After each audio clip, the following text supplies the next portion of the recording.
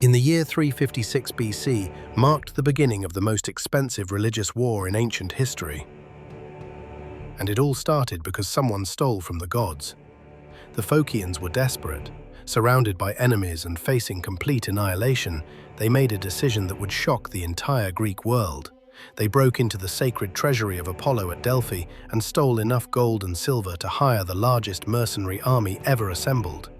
We're talking about the equivalent of billions in today's money, all belonging to the gods.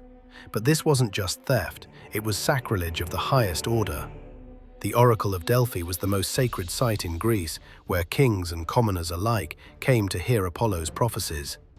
The stolen treasure included offerings from every major Greek city-state, accumulated over centuries. When news spread, it triggered immediate declarations of war from across the Mediterranean. What made this conflict truly insane was the Phocians used the stolen god money to pay mercenaries double the standard rate. Suddenly, the world's best fighters were flocking to their banner. They recruited Thracian cavalry, Cretan archers, and hardened veterans from Sicily. Their army grew to over 20,000 professional soldiers, all funded by divine treasure. The war lasted 10 brutal years and consumed more resources than any previous Greek conflict. Entire cities were depopulated, trade routes collapsed, and the traditional Greek way of warfare was forever changed.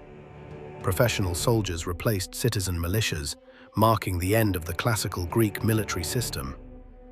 Philip II of Macedon eventually crushed the Phocians, but not before the war had weakened every major Greek power. The man who would father Alexander the Great used this chaos to conquer all of Greece, setting the stage for world domination. The gods got their revenge in the end. Every Phocian leader died violently, their cities were destroyed, and their people were enslaved. Sometimes stealing from the gods costs more than money.